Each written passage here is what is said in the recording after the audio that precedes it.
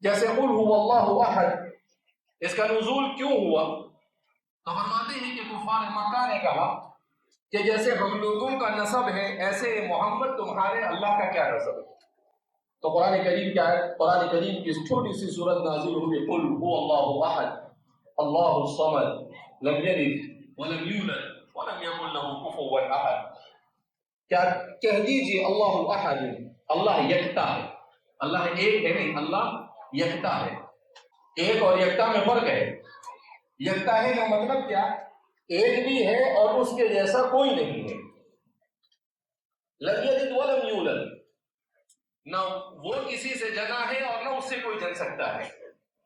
ولم یکن له کفوا احد، اور کوئی اس کا ہمسر نہیں ہو سکتا۔